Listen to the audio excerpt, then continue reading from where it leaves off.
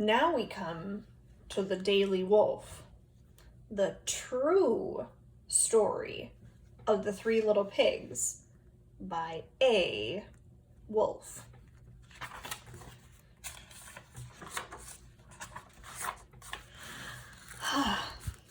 Everybody knows the story of the Three Little Pigs, or at least they think they do. But I'll let you in on a little secret. Nobody knows the real story because nobody has heard my side of the story. I'm the wolf, Alexander T. Wolf. You can call me Al. I don't know how this whole big, bad wolf thing got started, but it's all wrong. Maybe it's because of our diet. Hey, it's not my fault wolves eat cute little animals like bunnies and sheep and pigs. That's just the way we are. If cheeseburgers were cute, folks would probably think you were big and bad too. Like I was saying, the whole big bad wolf thing is all wrong. The real story is about a sneeze and a cup of sugar. This is the real story. Way back in Once Upon a Time, I was making a birthday cake for my dear old granny.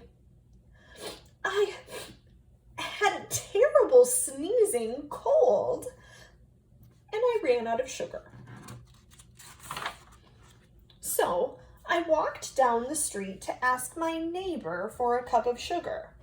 Now, this neighbor was a pig, and he wasn't too bright either. He had built his whole house out of straw. Can you believe it? I mean, who in their right mind would build a house out of straw? So, of course, the minute I knocked on the door, it fell in.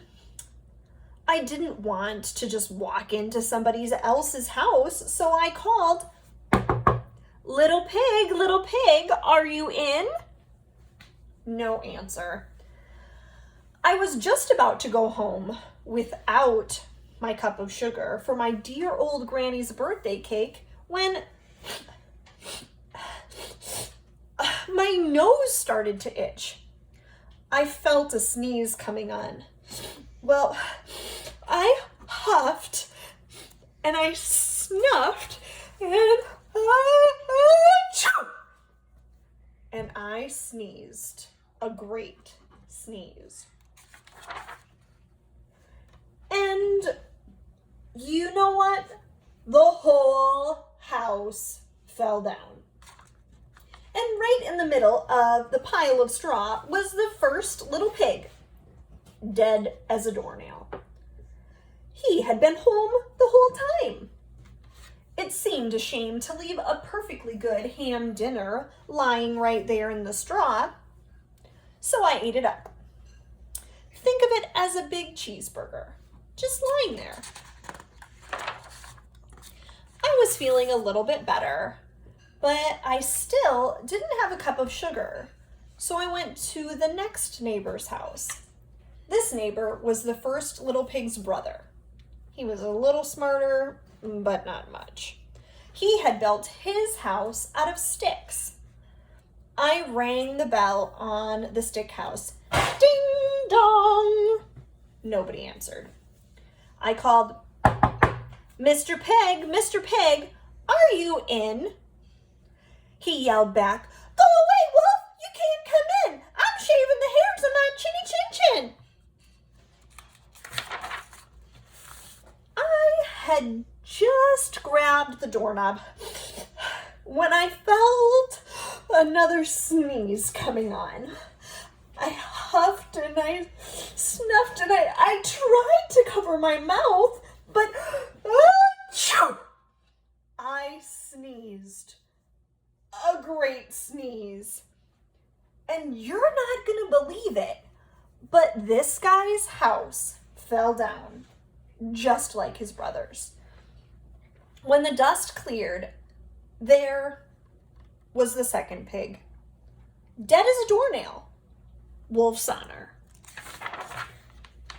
Now, you know food will spoil if you just leave it out in the open.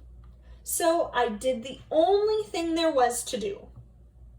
I had dinner. Again. Think of it as a second helping. I was getting awfully full, but my cold was feeling a little better. And I still didn't have that cup of sugar for my dear old granny's birthday cake. So I went to the next house. This guy was the first and second little pig's brother. He must have been the brains of the family. He had built his house out of bricks. I knocked on the brick house. No answer. I called, Mr. Pig, are you in? And do you know how that rude little porker answered? Get out of here, wolf! Don't bother me again! Talk about impolite. He probably had a whole sack full of sugar, and he wouldn't give me even one little cup for my dear, sweet old granny's birthday cake. What a pig. I was just about to go home and maybe make a nice birthday card instead of a cake when I felt my cold coming on. I huffed and I snuffed and I sneezed once again.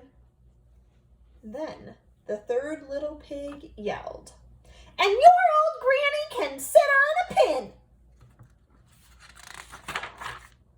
Now, I'm usually a pretty calm fellow, but when somebody talks about my granny like that, I go a little crazy. When the cops drove up, of course, I was trying to break down the pig's door, and the whole time I was huffing and puffing and sneezing, achoo, and making a real scene. The rest, as they say, is history. The news reporters found out about the two pigs I had for dinner, and they figured a sick guy going to borrow a cup of sugar didn't sound really exciting. So they jazzed up the whole story about the huffing and the puffing and I'll blow your house down and made me the big bad wolf. That's it. That's the real story. I was framed. But maybe you could lend me a cup of sugar?